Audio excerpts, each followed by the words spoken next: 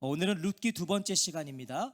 룻은 그를 붙쫓았더라. 룻은 그를 붙쫓았더라 하는 제목으로 하나님 말씀 듣겠습니다. 지난 시간에 우리는 흉년을 피해서 유다 베들레헴을 떠나 모압 땅에 정착한 엘리멜렉의 가정을 보았어요. 엘리멜렉의 가정. 살기 위해 선택한 모압 땅이었어요. 베들레헴에 흉년이 들어서 살기 위해서 선택한 모압 땅이었는데, 그곳에서 엘리멜렉 가정은 누구도 예상하지 못한 결과를 얻게 되죠. 살려고 갔지만 가장 엘리멜렉이 죽게 되었고요. 또 갓 결혼한 두 아들 말론과 기럧이 모압 땅에서 죽게 됩니다. 모압 땅에 거주한 지 10년쯤 되었을 때, 가서 정착해서 10년쯤 되었을 때 나오미는 그렇게 홀로 남겨집니다. 흉년을 피해 온 땅에서 나오미는 극심한 흉년의 때를 맞이하게 된 거죠. 그의 인생에 그처럼 흉년의 때가 없는 거예요. 남편과 두 아들이 다 죽었어요. 부푼 기대를 안고 모압 땅을 밟았던 남편과 두 아들을 잃은 나오미 곁에 남겨진 것은요, 모압에서 얻은 두 며느리 오르바와 룻뿐이었습니다. 그러니까 실제적으로 내 같이 왔던 가족은 다 죽은 거죠. 다 죽은 거예요. 과부셋만 덩그러니 남겨진 겁니다. 지금 과부셋. 과부 혼자 있는 것도 답이 없는데 남겨진 자들이 다 과부인 거예요. 과부셋만 남은 거예요. 자, 그렇게 얼마의 시간이 흘렀을까요? 아무 소망도 어떤 기대도 없는 나오미에게 한 소식이 전해지는 것으로 오늘 본문은 시작됩니다. 한 소식이 들려와요. 우리 6절 말씀을 다시 한번 읽어볼까요? 시작. 그 여인이 모압 지방에서 여호와께서 자기 백성을 돌보시사 그들에게 양식을 주셨다함을 듣고 이에 두 며느리와 함께 일어나 모압 지방에서 돌아오려 하여. 하루하루 힘겹게 살아가던 나오미에게 10년 이상 지속되었던 고국의 흉년이 끝났다는 소식이 들려오는 거예요. 베들레헴의 흉년이 끝났다. 그 소식이 들려오는 거죠. 여호와께서 자기 백성을 돌보시사 그들에게 양식을 주셨다함을 듣고, 여기서 돌보시사, 이것은요 주의 깊게 살펴보다예요. 무슨 의미입니까? 하나님이 개입하셔서 베들레헴의 흉년이 그쳤다는 거예요. 하나님이 개입하셨다. 하나님이 떡 없는 떡집에 떡을 주셨다예요. 여호와 하나님이 자기 백성을 돌보셔서 베들레헴에 풍년이 들게 하셨다는 것은 뭘 말하는 거죠? 하나님이 풍년이 들게 하셨다, 이 말은 역으로 생각하면 뭐예요? 유다 베들레헴에 임했던 흉년이 하나님이 하신 일이었다는 거죠. 하나님이 하신 일이었다는 거예요. 베들레헴의 흉년은 하나님이 하신 일이었다. 그런데 그 하나님이 다시 돌보셔서 풍년을 줬다, 이 말인 거잖아요. 사사시대 가운데 하나님이 내리셨던 징계였어요. 징계였어요. 그런 베들레헴에 다시 풍년을 내리신 것은요, 이스라엘이 정신을 차렸다거나 이스라엘이 회개를 해서가 아니었어요. 우리가 사사기를 통해 이미 확인했잖아요. 그들이 정신을 차린 것도 아니고 회개해서가 아니에요. 하나님의 긍휼이었습니다. 하나님의 긍휼로 풍년을 내리신 거예요. 하나님은 자기 백성을 죽이시기 위해 징계하시는 분이 아니에요. 이게 우리랑 다른 거죠. 하나님은요, 우리를 죽이시려고 징계하지 않으세요. 하나님은 우리를 살리시기 위해 징계하시는 거예요. 그러니까 징계가 임할 때는 돌아오라는 거죠. 예레미야 애가에 보면 3장 33절에 주께서 인생으로 고생하게 하시며 근심하게 하심은 본심이 아니시로다. 하나님의 본심이 아니시라는 거예요. 우리 부모님들도 그렇잖아요. 자식이 너무 말한다. 너 나가! 이게 나가라는 게 아니잖아요. 그렇죠? 너 나가. 너 그럴 거면 나가. 이게 진짜 나가라는 얘기가 아니잖아요. 하나님의 징계가 그런 거죠. 그래서 하나님은요, 불타는 긍휼로 풍년을 허락해 주신 거예요. 고국의 소식을 들은 나오미가 이제 두 며느리와 함께 모압 지방으로 떠날 채비를 합니다. 이에 두 며느리와 함께 일어나 모압 지방에서 돌아오려 하여. 모든 걸 잃은 나오미가 이제 새롭게 채워진 약속의 땅으로 돌아간다는 거예요. 돌아간다. 하나님의 은혜가 있는 곳을 찾아 나선 겁니다. 여러분, 저는 나오미가 잘한 것 중에 하나가 바로 이거라고 생각해요. 하나님의 은혜가 있는 곳을 찾아가요. 성도는요, 하나님의 은혜를 사모해야 돼요. 하나님의 은혜를 사모하는 게 뭐예요? 은혜가 있는 곳을 찾아야 돼요. 내 삶 속에 하나님의 은혜가 있는 곳을 찾아야 되고요. 그 은혜가 있는 곳에 거하기를 힘써야 돼요. 은혜가 있는 곳에. 나오미와 두 며느리는 함께 유다 땅으로 돌아가려고 이제 길을 나섭니다. 7절이죠. 있던 곳에서 나오고 두 며느리도 그와 함께하여 유다 땅으로 돌아오려고 길을 가다가, 여기서 이 길을 가다가가 또 중요해요. 이 길을 가다가요, 가다가 이 직역해 보면 그 길 안으로 걸어갔다. 그 길 안으로 걸어갔다. 이것은 단순히 나오미와 두 자부가 베들레헴을 향한 길을 걸어갔다, 그냥 단순히 이렇게 우리가 걷는 것처럼 걸어갔다, 이런 의미가 아니라 이전의 삶에서 돌아선다라는 의미예요. 이전의 삶에서 돌아선다. 삶의 방향을 전환한다는 거죠. 모압 땅에서 이제 고향으로 간다. 이건 삶의 방향을 전환한다. 성도의 신앙과 삶에 중요한 건 이처럼 방향성이라는 거예요. 방향성. 어디를 향해 나아가고 무엇을 향해 살아가는지가 중요하다는 거죠. 우리가 어디를 향해 나아가고 있는가, 오늘 우리의 삶의 걸음은 무엇을 향해 살고 있는가, 이게 중요하다는 거예요. 자, 그렇게 얼마를 갔을까요? 나오미가 갑자기 걸음을 멈추고 두 며느리에게 말을 꺼내요. 갑자기 이렇게 가다가 멈춰서 잠시 생각에 잠겼을 것 같아요.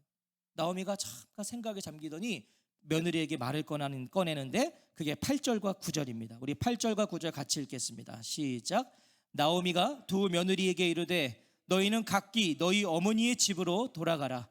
너희가 죽은 자들과 나를 선대한 것 같이 여호와께서 너희를 선대하시기를 원하며 여호와께서 너희에게 허락하사 각기 남편의 집에서 위로를 받게 하시기를 원하노라 하고 그들에게 입맞춤에 그들이 소리를 높여 울며. 나오미가 두 며느리에게 한 말을 요약해서 직역해 보면 딱 이겁니다. 너희는 가라. 너희는 돌아가라. 너희는 가라. 너희는 돌아가라. 반복하고 있는 거죠. 강조하고 있는 거예요. 나오미가 고국으로 돌아갈 생각에 길을 나서긴 했어요. 길을 나서긴 했는데 자신을 따라 나선 이 젊은 며느리들이 눈에 밟히기 시작한 겁니다. 가고 있는데 갑자기 이 두 며느리, 정말 순진한 얼굴로 자기를 따라오고 있는 이 두 며느리가 눈에 밟힌 거예요. 자신은 고국으로 돌아가는 것이지만요, 이 며느리들은 아니에요. 나는 고국이에요. 그렇죠? 나오미에게는 고국이에요. 그러나 며느리들은 아니죠. 이 며느리들은 모압 땅에서 결혼시켰잖아요. 모압 여인들이에요. 이방인들이라고요. 나오미는 이방인의 삶이 타향살이가 얼마나 힘든지를 모압 땅에서 몸소 경험했어요. 나오미가 이방 땅에서 살았잖아요. 모압에서 얼마나 고된지를 알아요. 게다가 과부의 삶은요, 이루 말할 수 없어요.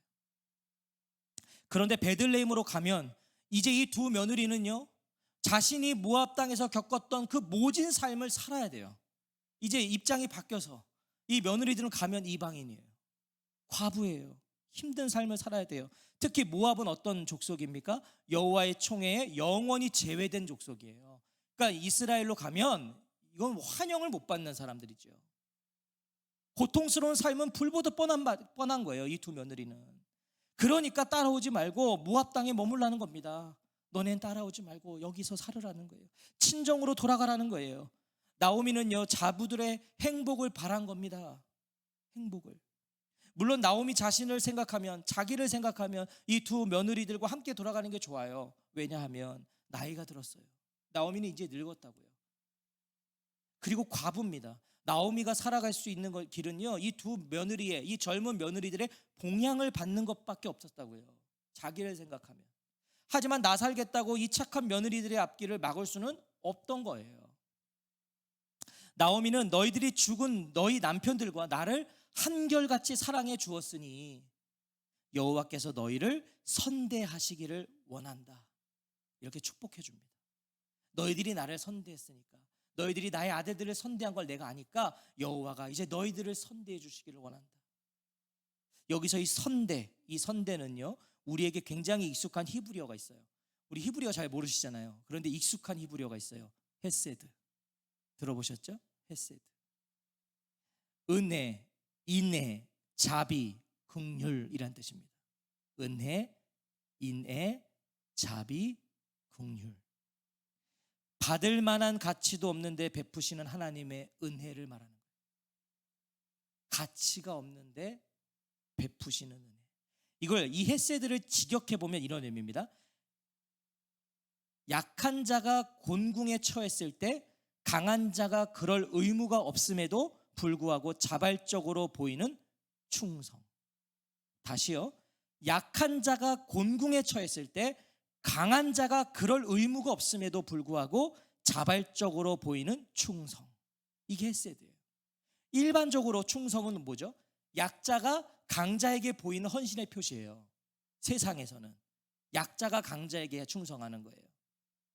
하지만 성경은 강자가 약자에게, 하나님께서 약한 인간에게 베푸는 충성을 헤세드라고 하는 거예요. 두 며느리는 모압 땅에 이주해 온 이방인 이 나오미의 가정을 강자의 입장에서 선대한 거예요. 그렇죠?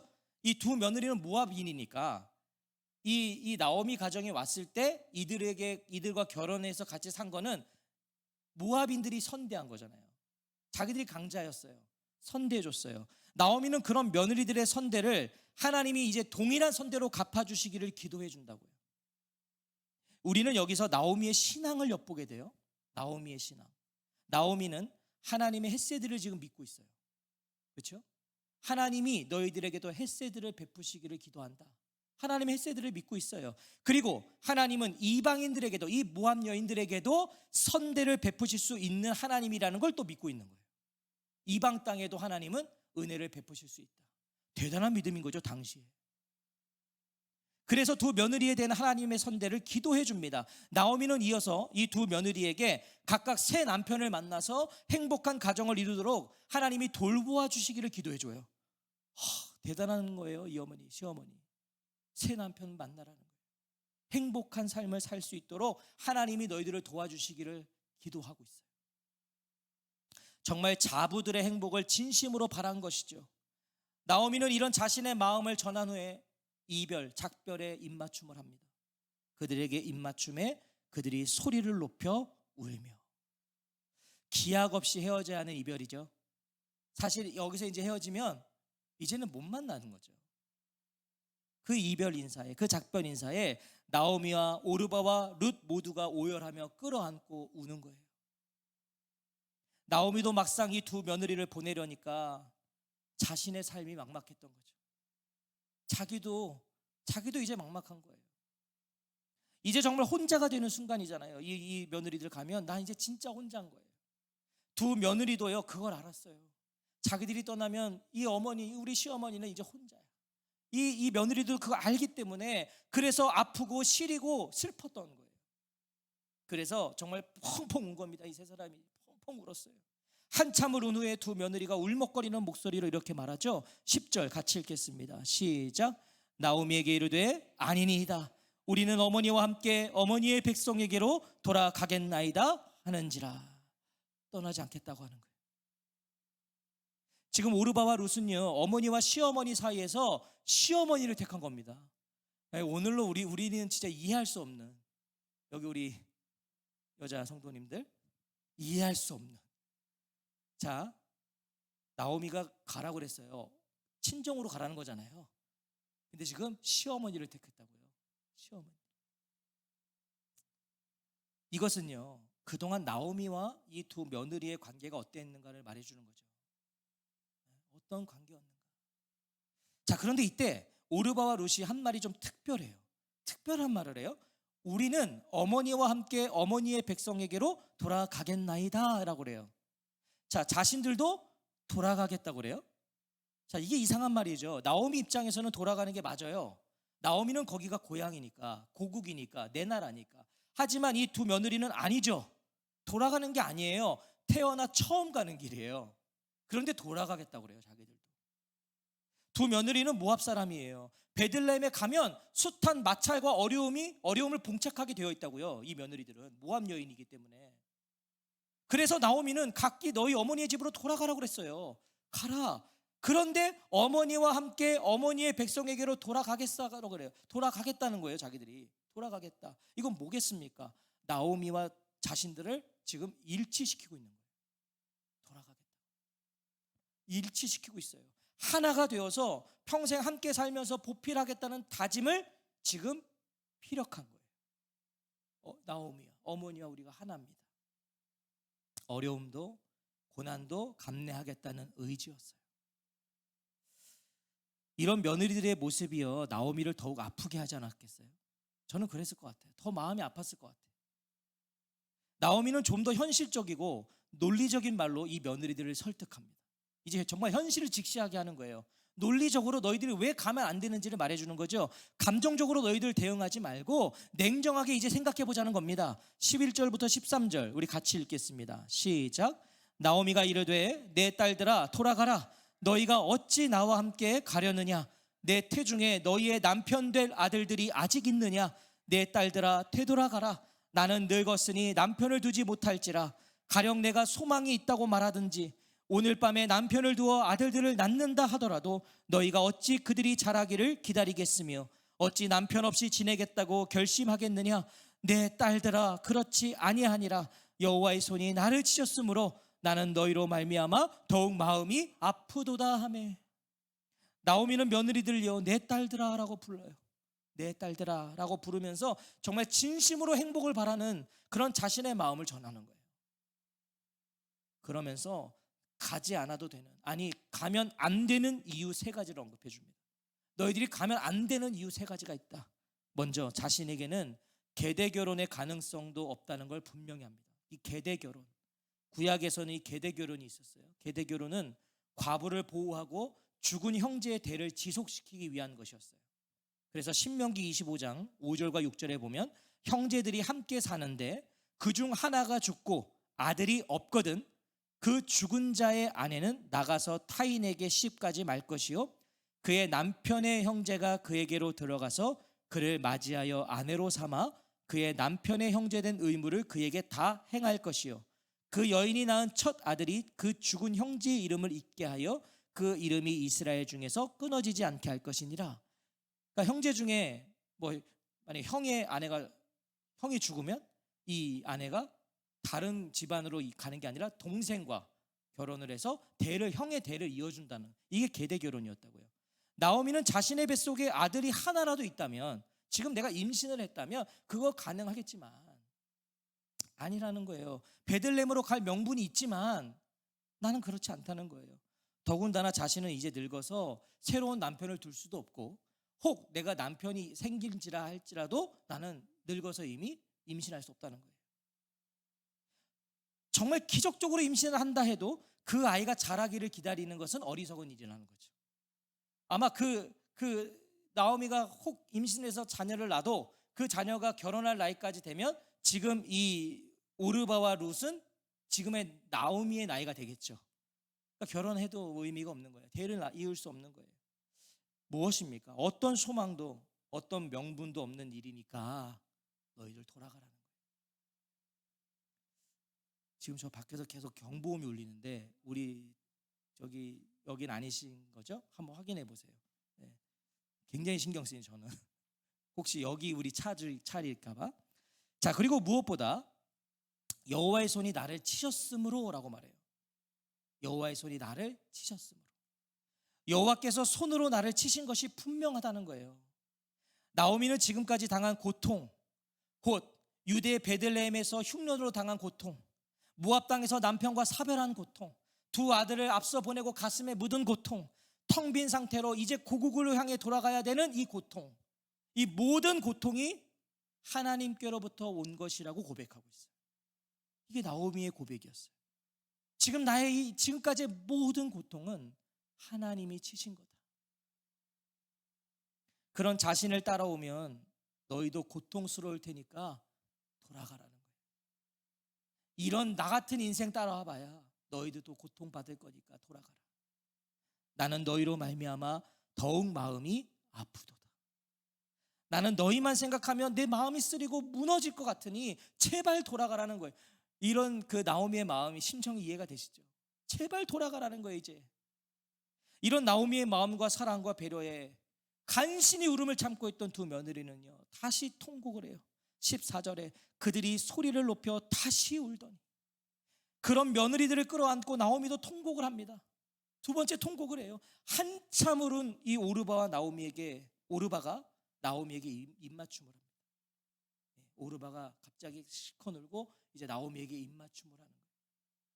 오르바는 그의 시어머니에게 입맞추되, 오르바는 나오미에게 작별을 구하고 자기 어머니의 집으로 돌아갔어요. 돌아가요. 자, 그런데 룻기 어디에도요, 룻기를 보면 어디에도 이런 오르바의 선택을 부정적으로 평가하지 않아요. 이걸 잘못했다고 말하지 않는다고요. 오르바는 나오미의 간곡한 부탁을 받아들여서 자신의 길을 간 거예요. 오르바도 할 만큼 했죠. 오르바도요, 정말 나오미와 베들레헴으로 가려고 그랬잖아요. 할 만큼 했어요. 하지만 나오미의 호소에 설득이 됐어요. 오르바는. 그런 오르바가 나오미도 야속하거나 밉지 않았을 겁니다. 왜냐하면 오히려 고마웠을 거예요. 내 뜻을 따라줬으니까, 내 마음을 알아줬으니까. 나오미도요, 정말 잘 가라고 축복했을 겁니다. 문제는 룻이에요. 문제는 룻이에요. 나오미 입장에서 문제는 룻이라고요. 룻은 그를 붙쫓았더라. 붙쫓았더라. 오르바는 당연하고 마땅한 선택을 한 겁니다. 그런데 룻은 예상치 못한 선택을 한 거예요. 당연하지 않은 선택을 한 거예요. 붙쫓았더라. 이 붙쫓았더라는 것은요, 붙들고 매달렸다예요. 붙들고 매달렸다. 직역해보면 두 개의 물체가 물리적으로 딱 달라붙어 떨어지지 않는 상태. 딱 달라붙어 떨어지지 않는 상태. 룻은 나오미와 떨어지지 않고 운명을 함께하기로 합니다. 나는 어머니와 함께하겠다는 거예요. 룻은 자발적으로, 누가 시킨 게 아니에요. 자발적으로 텅 빈 나오미에게 사랑을 보여줘요. 결과적으로 오르바는 다시 아내가 되기를 원한 거고요. 오르바는 이제 새 남편을, 새로운 아내가 되기 위해서 이제 간 거고요. 룻은 나오미의 딸로 남아 있기를 원한 겁니다. 자, 도대체 룻은요, 어떻게 이런 선택을, 이런 결정을 내릴 수 있었을까요? 오늘 저와 성도님들이 룻의 입장이라면 우리는 이런 선택할 수 있겠냐고요. 어떻게 이런 선택을, 이런 결정을 내릴 수 있었을까? 우리가 그 이유와 그 의미를 알기 위해서는요, 먼저 나오미가 왜 베들레헴으로 가려고 했는지를 알아야 돼요. 여기를 알아야 우리는 룻의 선택을 알 수 있어요. 나오미가 왜 베들레헴으로 돌아가려고 했는가? 왜 돌아가려고 했습니까? 나오미가 왜 베들레헴으로 돌아가려고 했죠? 단순히 고국이니까 돌아가려고 했다고 생각하기에는요, 현실적인 문제가 많아요. 아니, 고향으로 가는데 뭐가 이유가 필요합니까? 아니, 현실적인 문제가 많다니까요. 생각해 볼까요? 베들레헴의 삶을 정리하고 모압으로 온 지 지금 10년이 넘었어요. 그렇죠? 베들레헴을 다 정리하고 온 거라고요. 그리고 모압에서 10년 이상 살았어요. 지금 사랑하는 남편과 아들의 무덤은 어디에 있습니까? 모압에 있어요. 모압 땅에 묻혀 있다고요. 내 모든 가족들의 무덤이. 모압에는요, 지금 살고 있는 집이라도 있지만 베들레헴은 돌아가 봐야 지금 집도 없어요. 아무것도 없다고요. 그런데도 돌아가려고 그래요. 그런데도. 왜요? 6절을 보세요. 그 여인이 모압 지방에서 여호와께서 자기 백성을 돌보시사 그들에게 양식을 주셨다함을 듣고 이에 두 며느리와 함께 일어나 모압 지방에서 돌아오려 하여. 자, 잘 들으셔야 돼요. 6절을 보면 베들레헴의 흉년이 그쳐서인 것 같아요. 그죠? 베들레헴의 흉년이 그쳤다는 소식을 듣고 간 것처럼 보이죠? 떡집에 떡이 있어서 이제 돌아가려고 한 것처럼 보여요. 우리가 단순하게 보면 그래요. 하지만 먹을 것은 모압에도 있습니다. 맞나요? 모압에도 먹을 게 있어요. 지금 모압에 흉년이 들었다는 기록이 없다고요. 뭐예요? 나오미는 단순히 베들레헴에 먹을 것이 넘쳐서 먹고 사는 문제로 돌아가는 것이 아니라고요. 먹고 사는 문제로 간 게 아니에요. 그랬다면 모압 땅에 있는 것이 더 나아요. 집도 있어요. 자신의 도움을 줄 며느리들도 모압 땅에 있다고요. 먹고 사는 문제면 갈 이유가 없어요. 나오미가 베들레헴으로 돌아가려고 한 이유는 그들에게 양식을 주셨담을 듣고가 아니라 그 이전에 여호와께서 자기 백성을 돌보시사 때문이었어요. 나오미는 풍년, 양식을 본 게 아니라 여호와 하나님을 본 거예요. 여호와께서 자기 백성을 돌보시사 하나님을 본 거라고요. 하나님을, 이 사사시대에도 자기 백성을 돌보시는 하나님을 본 거라고요. 사사시대, 어떤 시대인지 알잖아요. 우리는 그 패역한 시대에도 자기 백성을 돌보시는 하나님을 본 거예요. 하나님을 왕삼지 않고 하나님을 버린 백성들을 버리지 않고 돌보시는 하나님을 나오미는 본 거예요. 야, 저 패역한 백성들을 버리지 않는 하나님을 본 거예요. 지독하게 돌아서지 않는 백성을 향해 먼저 돌아서시는 하나님을 나오미는 멀리 모압 땅에서 확인한 거예요. 베들레헴에 살 때 나오미는 몰랐어요. 거기 살 때는 몰랐다고요. 그래서 흉년이 왔을 때 살기 위해 약속의 땅을 떠났어요. 살기 위해서, 먹고 살기 위해서 떠났어요. 흉년에도 뜻이 있다는 생각을 하지 못하고 남편 따라 모압 땅으로 갔다고요. 흉년만 보였고요, 남편만 보였고요, 두 아들만 보였던 거예요. 하나님이 보이지 않았다고요. 그 남편만 보고 가는 거고요, 두 아들 보면서 이것들 먹여야 되니까 간 거라고요. 남편만 보였고 아들만 보였어요. 먹을 게 많은 모압 땅만 보였어요. 하나님 보이지 않았어요. 그런데 자기가 그렇게 보고 있었던 모든 것들을 이룬 후에, 남편도 잃고 아들도 잃고 다 이룬 후에, 자신의 시야에서 내가 보고 있었던 모든 것들이 사라진 후에 나오미는 하나님이 보인 거예요. 저는 이런 묵상이 되더라고요. 모압 땅에 홀로 남겨진 나오미는요, 베들레헴을 향해 보면서 흉년이든 베들레헴이 꼭 자기 같은 거예요. 자기가 흉년이거든. 다 잃었거든요. 그러니까 고향을 보면서, 고국을 보면서 똑같은 거예요. 그런데 그 고향 땅에 여호와께서 돌보시는 게 들려오는 거예요. 가는 이유가 뭔지 아시겠죠? 베들레헴을 돌보시는 하나님이시라면 약속을 떠나 만신창이가 된 자신도 버리지 않고 받아주시고 돌봐주시는 하나님이시겠다는 믿음이 생긴 거예요. 나도 돌아갈 수 있겠구나. 나도 돌아가면 받아주시겠구나. 그 하나님의 헤세드를 본 거예요. 그래서 돌아가고자 한 것입니다.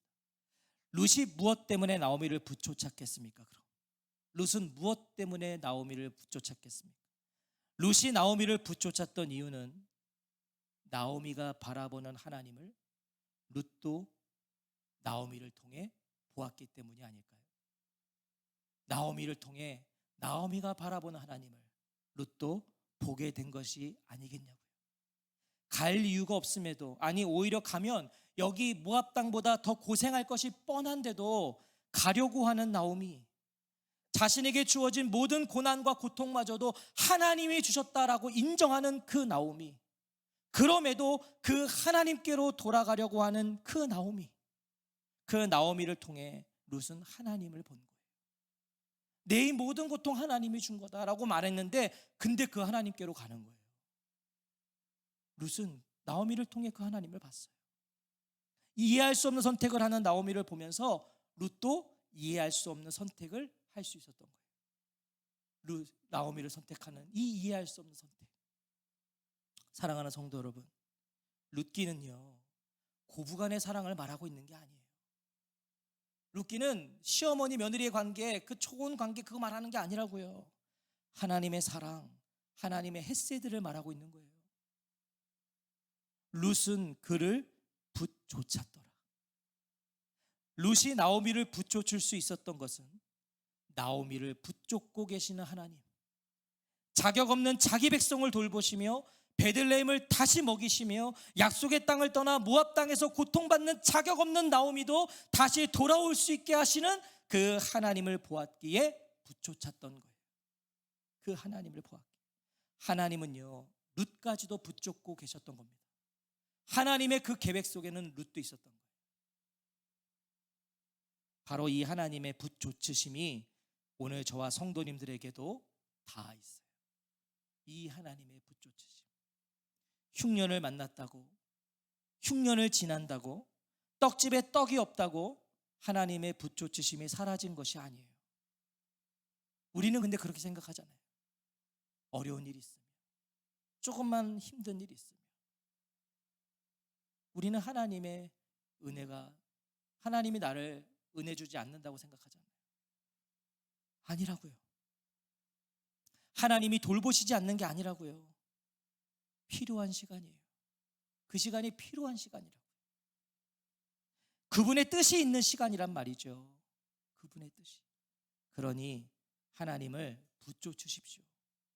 그러니까 하나님께 딱 붙어 있으십시오. 베들레헴에 머무십시오.